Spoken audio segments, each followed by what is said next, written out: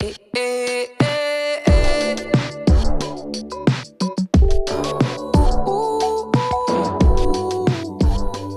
I am personally super excited to hear from Luciano. I mean, at the end of the day, he's been kind of a low-key savage in the business, and he's been growing his sales like crazy the last few years. When I look at Luciano's reports, like he's just like astronomically grown by like hundreds of thousands of dollars over the last 3, maybe 4 years. But the guy's at 1.4 million in sales, started in 2011. I didn't know this. He went to school full-time and paid for everything himself, graduated debt-free. And he actually won so many scholarships, they told him that he couldn't win anymore. I didn't think that was a thing that they could do, but that's pretty crazy and impressive. He's the Midwest Federal Coordinator. He works a lot of bases. He had a 73K push this year and a 60K push this year. Those are some big numbers. His biggest week is over 36 grand. His biggest order is 12,000. His residential order. And he's currently around 293 grand for the year already. That's hot. His biggest year, he said in the past, his biggest year every 2 year, or his biggest year was 2 weeks ago. About 280 grand. I'm not sure what he said with that one, but he loves to travel and see new cultures and eat their food. I'm always getting snaps from Luciano, but with just shoveling in Italian food or German food wherever he's at in the world working bases. And he loves working behind the booth, and you can tell because he absolutely crushes it. It's his absolute favorite part of the business. What I love about Luciano personally is he's just an authentic dude. I mean, if you talk to him, he's just got a good heart. He's fun to be around. He's always down for a good time. And I've personally had a lot of fun experiences with Luciano. We roomed together on the rep trip. And when I started kind of picking his brain a little bit, I'm like, man, this guy is really smart. And I'm really excited to hear from him today. So I'll let him take it away. I know he's going to be talking on a couple of different things like packages and just really just crushing it and elevating your sales at the booth. So take it away, man. Awesome. Thank you, Matt, for that intro. It's kind of surprised actually when he had reached out. He was like, hey, you want to give a talk? And I didn't realize it was for Texoma and Great Plains. I was like, oh shoot, like pressure's on. Like you guys are like one of like the top divisions of the company, I'm pretty sure. But so yeah, I'm definitely excited and humbled to be giving this talk. And kind of Matt touched on a little bit, basically just kind of going over like just overall kind of success at the booth. And part of that is selling packages and kitchens. And then I'll touch a little bit on just kind of like a little bit of like learning to leave emotions out of it. Cause that's one thing that really I struggled with for the longest time. So last year, I think I had like mistyped that when I sent it to Matt, but last year was my biggest year to date and did like 280. And basically my plan for that year was basically I'm just going to just work my butt off and just work as many events as possible and just work all the time just to see what I could sell. And I did. It was good. I had my biggest year ever and I learned a lot. I failed a lot, but that was kind of like my goal with that last year. And then this year, my goal was kind of like to see how can I get better?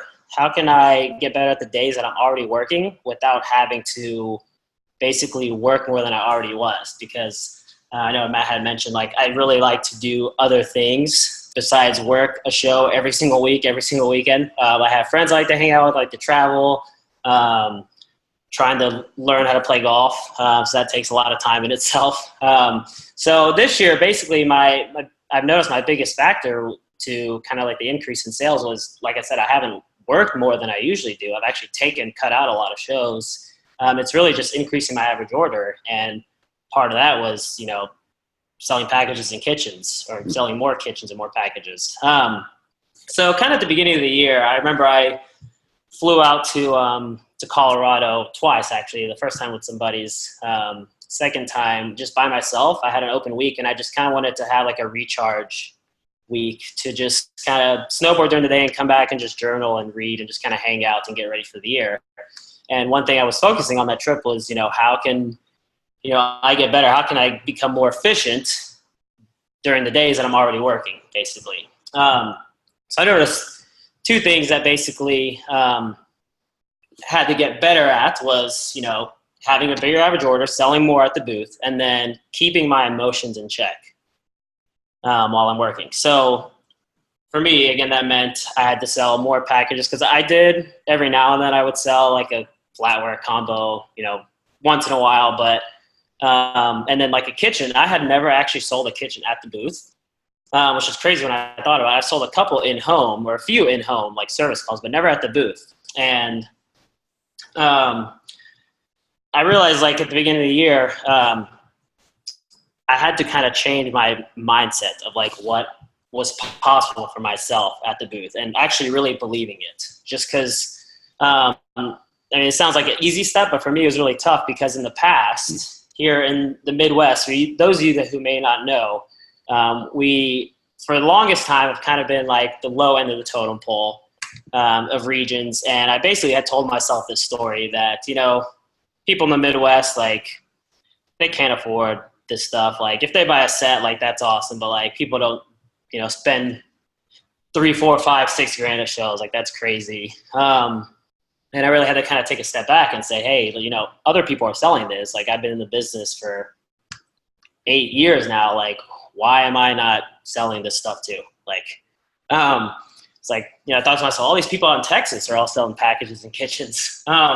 So basically I realized I had to kind of break it down. So for me, I like to kind of break things down and then kind of piece it back together. So for me, it's all started with the ultimate and really truly believing the ultimate. Because I feel like so many people say they kind of believe in the ultimate, they kind of blow smoke. They're like, yeah, it's the best set, whatever, but they don't actually believe it. And customers kind of see that. So I really had to believe that even people that cook maybe a couple times a week, like needed the ultimate. So now you'll notice if you ever do get the chance to work with me, people who have worked with me will notice like my belief in the ultimate is so strong. I don't care if you're a 21-year-old single person or like an 80, 90-year-old lady, like I'm going to sell you an ultimate set. And it's funny because I've actually sold an ultimate set to like a 20-year-old, 21-year-old, and I've sold an ultimate set to, she was like 86, 87, and her husband was in a wheelchair. So like, I really truly believe that it's the best set and that everybody should have it. So for me, that was like the first key in that. And then the second was just the belief in packages. Like I kind of said earlier, like that people actually, spend that much money at a show. I had told myself that, that's a lot of money when you think about people spending $4 or $5 grand. And I really had to kind of, again, take a step back and realize that people come to these shows and buy a $5, $6, $7, $10,000 hot tub. They come in spending $300, $400, $500 on random crap that they don't even need, like the little click it hot things and tens units that they use maybe a couple times, then they like throw it in the drawer and forget about it. And it really started to change when I have a good buddy of mine that I worked a lot of shows. He doesn't work as much anymore, but he was one of their cookware guys. And he actually was one of the biggest distributors in the South. And at one point he told me his average order was about $10,000. And that was, keep in mind, back in the day, which to me was just crazy. I didn't believe him. And it's funny, if you guys have ever watched the cookware demo, guys, if you haven't, you definitely should, just to kind of watch it and see how they do things. But it's funny because they don't prejudge like anybody. It doesn't matter if they have all 20 of their seats filled with like a bunch of rednecks with like ripped holes and like a fat dipping, or like people that are all dressed up in, suits and look the part. It's like they do the same demo with every single person every time. And what's crazy is like they still sell. It's insane. Like some of the people I see that like buy cookware from these guys. So for me, that was like the mental shift I had to make for myself, is really believing of what's possible at a show. It's like people come there to spend money. Like it's, people spend that kind of money there. So for me, that was like the first part of it, was kind of the mindset, kind of shifting my mindset behind it. And then, which again, it sounds like it's super easy, and it is, but it's like the biggest kind of needle mover for this. And then the other part was just kind of little things to my approach that I added and tweaked and kind of changed. And full disclosure, like there's not going to be any kind of like Brandon Brown, Jason Jeffrey, like Jedi mind trick stuff that I throw in here. It's just kind of little things and just really painting the picture of the kitchen to every single person. So for me, like pre-framing is super important. It's kind of like, handling the objection before it even comes up. So kind of basically like the way I have the setup, which I'm sure you guys I've been using like the kitchen trifolds a lot more the past couple of years. And those things are awesome. It's like the best piece of literature that Cutco's ever made. So I have that in front with the set and the flatware. And then behind it, I have another one that's open to just the cookware. So they see that up front. And I use that as like part of everything. So just tweak little things, such as like in the beginning when, a lot of people say like we've been the top selling knife company. It's like I say, we've been top selling kitchen companies for the past, 20, 30 years. And I say, most people don't realize this, but we actually have cookware that's older than our knives and one of the last American made flatware. So immediately I just kind of throw that out there. That's one thing I actually picked up from Kareem out in Hawaii. And so, yeah, I make little tweaks like that. And then kind of the big important part is after you kind of, explain the warranty, all that stuff, cut leather. And then the first price I show them is a kitchen just right there in front. And, I say, hey, so obviously we're here at the fair or whatever show you're at. We do our best deals. Most people wait and buy Cutco while, we're here at the fair. That way you get the best deal on it. And our best deal is actually this right here. And I show that to them. And then, what happens to like 99% of people when you show them that? Most of the time they're like, oh my God, that's crazy. And they kind of like freak out. They start laughing. And I kind of like meet them where they're at, start laughing. And it's like, yeah, no, it's crazy. It's like, 10 grand on sale for $8,900. Like, you guys go ahead and get that set. And I'll just pack up and go home the rest of the day, go hit some golf balls. Kind of like meet them where they're at, like joke with them a little bit. And then I kind of like bring them back to reality. And I basically say, here's the thing. Yeah, it's a lot of money, but if you really think about it, most people spend 10 to 20 grand on cabinets, another 10, 20, 30 grand on like granite countertops, and then like thousands of dollars on like a tile backsplash in the kitchen. All this stuff is just so it looks nice. It doesn't even do anything for your kitchen. Imagine if you bought stuff for your kitchen once and you literally never had to buy it ever again. Like, this stuff's going to be in your family forever and your kids' families. Because here's the thing, like most, I deal with a lot of military families, obviously. So, every time you move, it's like you do these renovations to your house and you move and you got to start over again. But like with Cutco, everywhere you move, you're always going to have your Cutco no matter what. So reality is whether you want to believe it or not, you're probably this year going to spend, give or take, 9 grand total on stuff you probably don't even need, and like a couple nice vacations, stuff that doesn't last as long as Cutco will. So all that being said, nobody does it all at once, but for you guys, where would you rate the 3 on importance level currently for you guys? So I kind of asked that question, see where they're at. Most people, knives are kind of the most important thing. Sometimes it's cookware.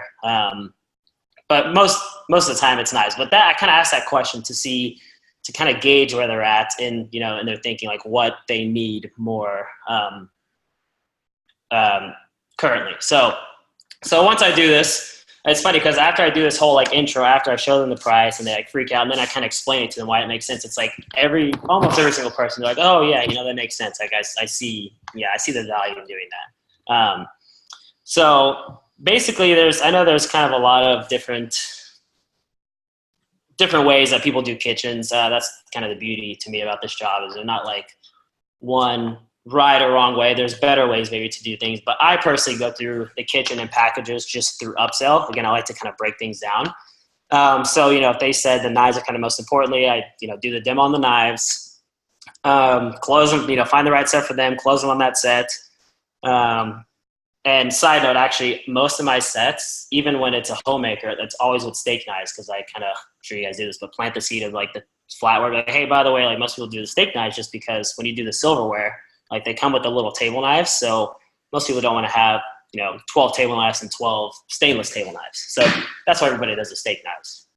So yeah, while you're writing up the order, just kind of, keep in your mind what their number 2 was. So let's say the number 2 was cookware. I was asking them, hey, like, do you guys see yourself replacing your pots and pans in the next, few months to a year, a couple of years? And they say, yeah, maybe eventually down the road. I said, cool. Well, here, let me just tell you a little bit about it. That way, at least you know about it when you're ready, and just dive into the cookware approach. I'm not going to get into that, but kind of dive into the cookware approach, explain it, why it's awesome, multiple layers, all that stuff. Easy to use, easy to clean, lasts forever. And then kind of tell them like, hey, this might not matter, but Cutco has bundle deals here at the fair. Now, since you're planning on replacing it in the future, because you're doing this set today, you actually get extra bundle deal by doing a set of cookware with your knives. Would you be curious at least to just see what that would look like today?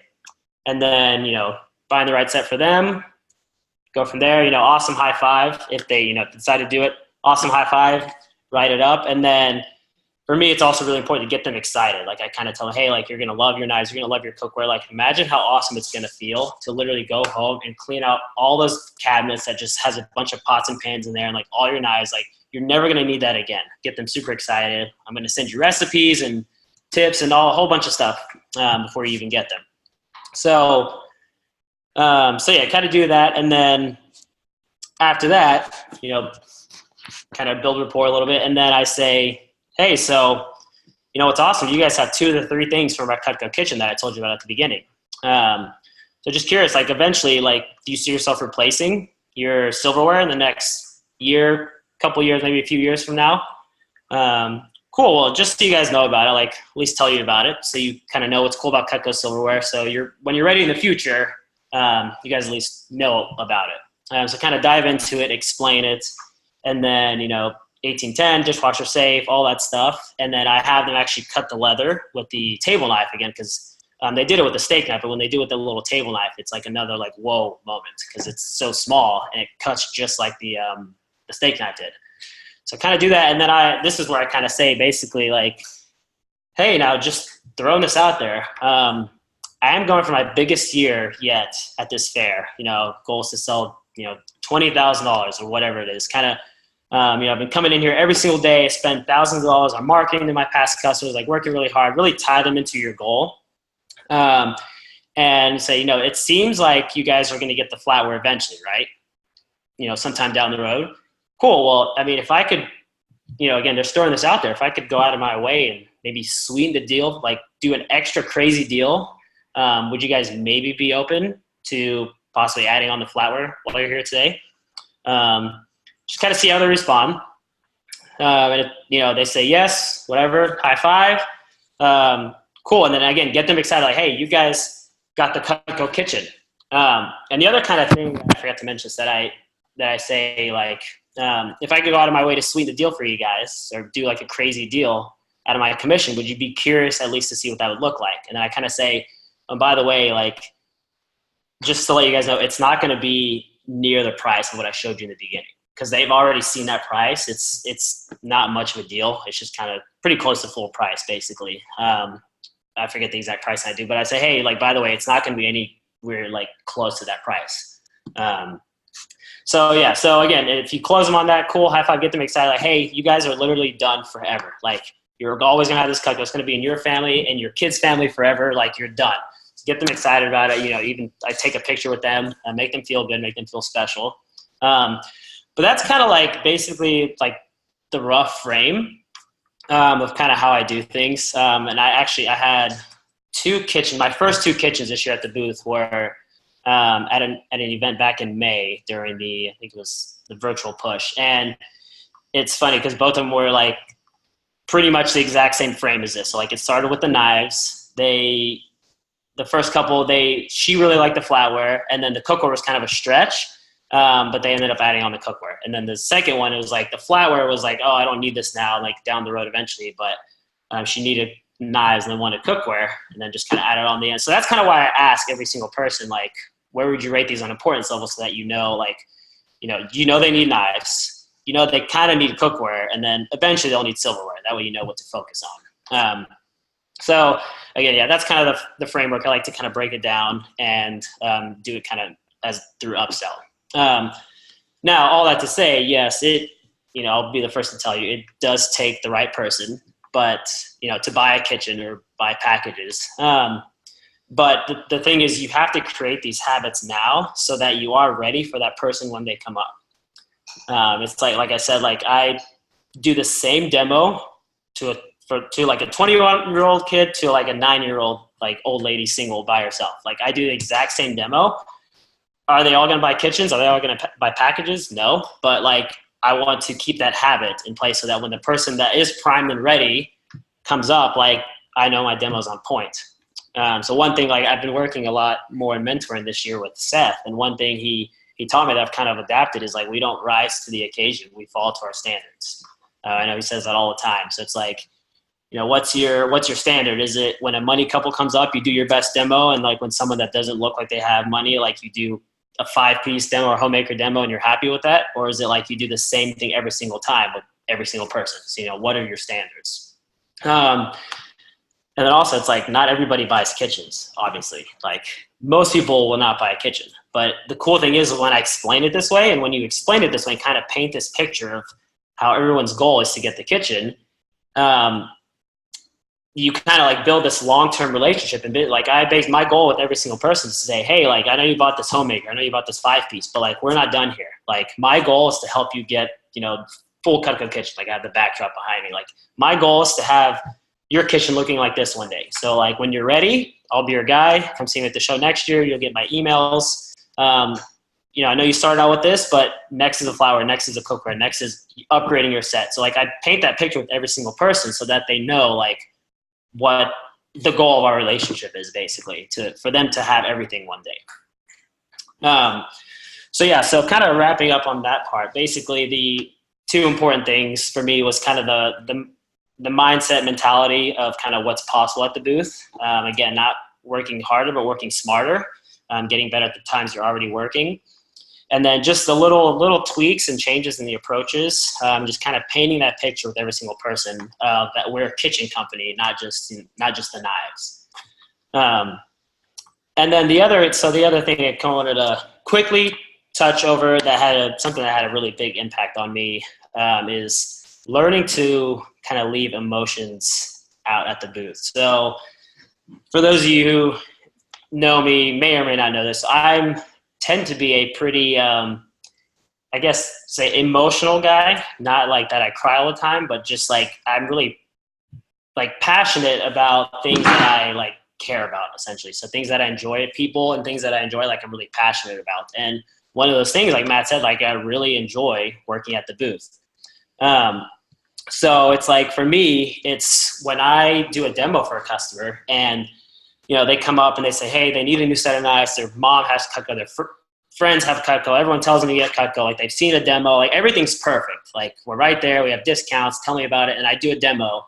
And they, for whatever reason, I handle all their rejection. They still don't get it. I used to get so down on myself because to me, it's like I saw myself as like I lost basically. And I'd sit there and like keep playing it over in my head and like telling myself like, what did I do wrong? Like, they should have bought Cutco. They everything that they said, like they told me they were going to buy a set today. Like what happened? And I used to kind of sit on that for so long throughout the day, and it would kind of affect the next couple hours or day. And again, it wasn't until I worked with Seth back in May at an event, and it was funny. It's like we had just set up. Someone comes up to me. I do a demo for her. Same kind of situation. Like she knew about Cutco. She needed a new set of knives. She was looking at a homemaker set. And then I kind of hear on like the other side of the booth, like some younger couple comes up. It was a super quick demo. And long story short, like they end up buying an ultimate set. They leave, and I'm still over here handling her objections of like stupid reasons why she can't buy it today. And she walks away, and I remember like looking at Seth and be like, yeah, you know, it's whatever. Like you get all the easy ones. It's just like, you know, you got that Minnesota State Fair magic, like brought that over here with you. Like, it's whatever, it's not fair, blah, blah. And like I remember it like really affected me. And then like there was another lady came up, my turn, and I kind of did a half-ass demo essentially. And like I whatever, kind of going through the motions, and she left, and Seth like looked at me and was like, dude, what the heck was that? Like that was terrible. Like I've seen you do demos, like I've seen you work with people. That was like, what's going on?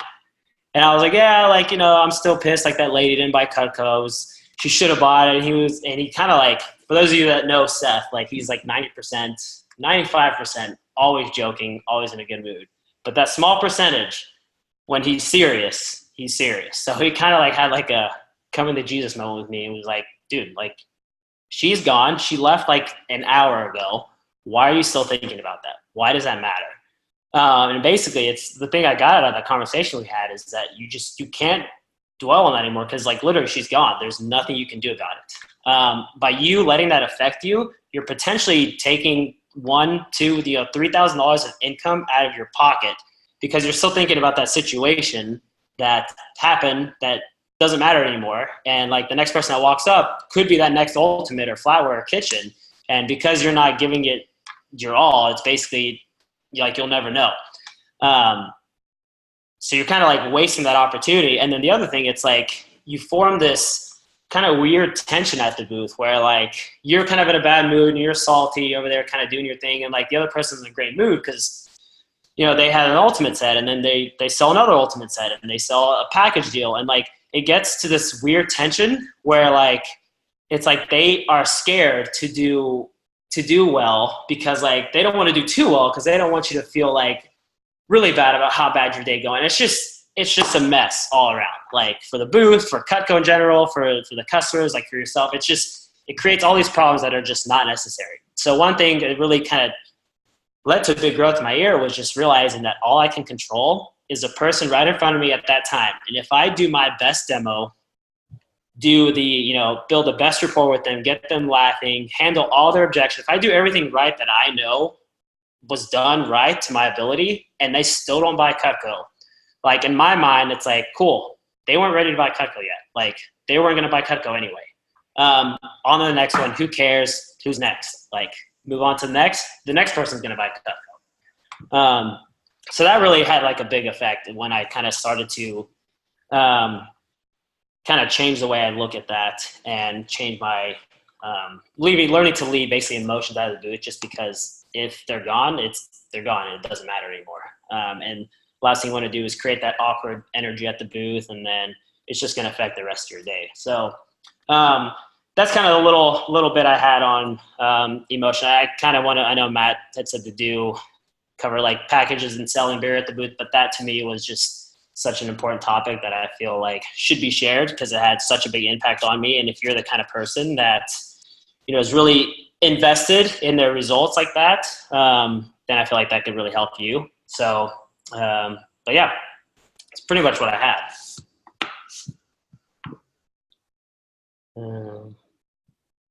There we go. Sorry, I was unmuting. That was money. Over in my house, we always have a crew that takes the call over here. We dub that LBE, that little bitch energy that sometimes we all get in our head with that negativity. I think I'm the worst offender of all. Man, there were so many good nuggets in there, and I love some of the framing that you do specifically as far as how you introduce. I think we've all heard that we're not a knife company, we're a kitchen company, but just sort of the way you rolled through that, just for my own benefit, could you go through that one more time, just the way you quickly introduce instead of saying, oh, well, we're the #1 kitchen company, but where it's, where you mentioned cookware, American-made flatware. Could you kind of do just that package introduction for me one more time, if you don't mind? Yeah, for sure. So basically when I introduced Cutco, I say, hey, we've been funny. A lot of people know us as a knife company, but we've actually been the top selling kitchen company brand for the past 20, 30 years. Our cookware is older than our knives, and we have one of the last American-made flatwares left. So, yeah, is that what you mean? That and then like. Totally. By the way, but it's so tight. I think like even when I do it right here, the team, like we sort of stumble around justifying when they're at a booth full of knives, like we're not just a knife company. We also do this. And it's like this overdone, almost like too big. Yours is it's so direct and matter of fact and short. That's my favorite part about it. That's way more efficient. That's way better. Way, way better. I love it. Well, guys, anyone have just a quick question to throw out? I want to respect your time. I want to respect your time, sir. But if we got another minute or two here, anyone want to throw something out? I have a question. Go for it, Anthony. So could you real quick walk through the framing of how you transition from like, oh my gosh, that's an expensive $8,000, $10,000 kitchen to, can I walk you through the knife sets?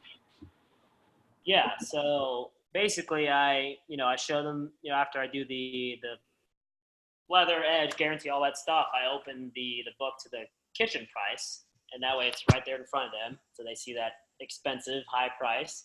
And I just say, hey, most people wait and buy Cutco here at the fair just because we do our best deals. People wait all year long, and come here to buy Cutco because they know they're going to get the best deals. And actually here, this is our best deal here today at the fair. We call it the Cutco Kitchen. Only about 10 grand. We discount it to about 9,000. So if you guys go ahead and get this, I will get to pack up the rest of the day and head home. They're going to laugh. They're going to freak out. I kind of meet them where they're at, laugh with them, be like, I know it's crazy, right? Like, it's like a mortgage for 5 months, like $1,800. So kind of laugh, meet them where they're at, and then bring them back to reality. Like, hey, yeah, it's a lot of money, but if you think about it, Ms. Jones, like most people spend 10 to 20 grand on cabinets, another 20 grand on granite countertops, and thousands of dollars on a tile backsplash, all that stuff that, sure, it looks nice, but doesn't really do anything like for your kitchen. And then what's funny is like most people move every few years, like you move and none of that matters anymore. You have to do it again. What's cool is about when you get Cutco is like, imagine if you bought stuff for your kitchen once and you literally never had to buy kitchen stuff ever again. No matter where you move, no matter how long you had it, like you're always going to have your Cutco. It's going to be in your family and your kids' family forever. Because the reality is, Ms. Jones, whether you want to believe it or not, you're probably going to spend, give or take, $9,000 this year total on just a couple of lavish vacations or a bunch of stuff you don't need and won't last anywhere near as long as Cutco. All that being said, now not everybody does it all at once. So for you guys, what would you say, where would you rate the 3 on importance level currently today? And then have them kind of literally pick out knives, cookware, flour. Is that too fast? No, that's awesome. That's tremendous. Well, guys, maybe we have time for one more. If anyone else has a question or a comment or a big takeaway, and then we want to respect Luciano's time, so we'll cut him loose, man. Going once, going twice. All right. Well, hey, man, here's my big question for you. I always try to ask every speaker, and I just want to say first off, thank you so much. We stand on the shoulders of giants. We're very blessed. We have a great team here with great people, but we thrive on just inclusion, and we absolutely stand on the shoulder of giants and people like you that have shared so openly and so freely. I want to let you know if there's any way that we can be of use or service to you or to your tribe and community up there. Please, please, please let us know. Don't be afraid to make this a two-way street, because that's our favorite way to operate. But I always love to wrap up with this. My same question I ask every speaker. What's your one thing this year? Like one thing, it could be in your business life, your personal life, your financial life. Kind of what's your one area this year you're really trying to grow our focus on? Because we love seeing how top performers are continually trying to up their game. I'd say kind of this. Having a big average order. So far this year, it's more than doubled what it has been in the past. And then financially, I have a big savings goal. So I'd like to get better about saving money. In the past, I haven't been so great about that, but also helps makes it a little bit easier to save when you're making more money too. But just got to create those habits now. So probably those. I love that. We've got Luke Mills talking finances next, and one of his things he always says is, if you can't manage 1,000, you won't manage 10. If you can't manage 10,000, you won't manage 100. If you can't manage 100, you got no shot with 1,000,000. So I'm with you on that. I've made a lot of money at this company. I don't always have enough to show for it though. So that's awesome, man. Well, hey, thank you so much. We sure do appreciate you.